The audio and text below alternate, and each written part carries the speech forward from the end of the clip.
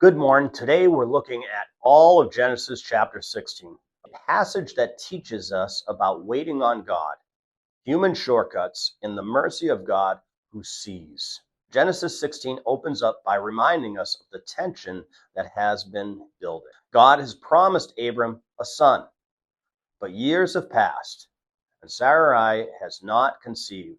In verses 1 and 2, Sarai proposes a plan that reflects a common cultural practice of the time, giving her maid Hagar to Abraham so that a child might come through her. This plan probably makes sense to many people of why she did it, but it's not directed by God. Abram listens to Sarai, and together they act ahead of God's timing. This shows us an important lesson.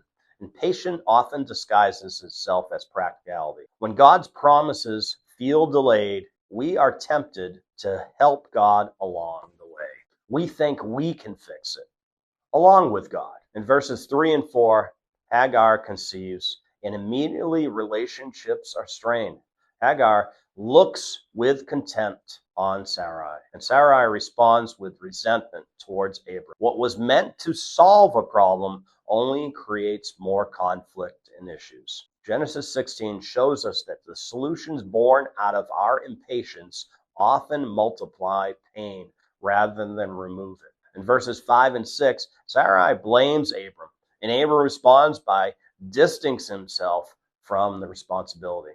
Sarai then deals harshly with Hagar, and Hagar flees. The downward spiral shows how quickly sin affects not just individuals, but relationships around us.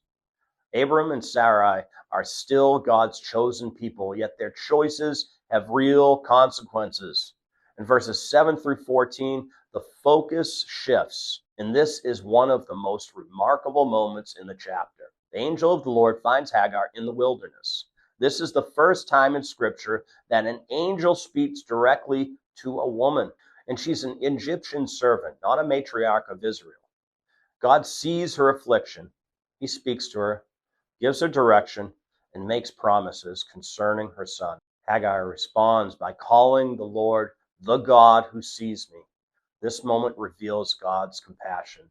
Even when people are hurt by sinful decisions of others, God sees them and meets them on their distress. In verses 15 and 16, Hagar returns and gives birth to Ishmael, whose name means God hears. Abram is 86 years old when Ishmael is born.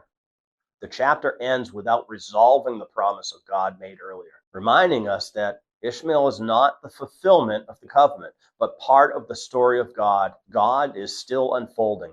Genesis 16 teaches us that God's promises are not fulfilled through human manipulation, but through divine faithfulness. It also shows us that God is not distant from the pain caused by others' mistakes. He sees, he hears it, and he remains sovereign even when we act out of fear or impatience. We can see how this chapter also points to Christ, where Abram and Sarai tried to accomplish God's promise through human effort. Jesus Christ accomplishes God's promise perfectly through obedience. And just as God saw Hagar in the wilderness, Christ sees the broken, the overlooked, and the wounded, and invites them to trust him alone. Today, examine where your impatience may be influencing your decisions. Instead of forcing outcomes or relying on shortcuts, bring your waiting to God in prayer. Wait on his timing. Trust his timing. And remember that even when mistakes have been made, the God who sees you is still at work, guiding you toward his purpose. Have a blessed day.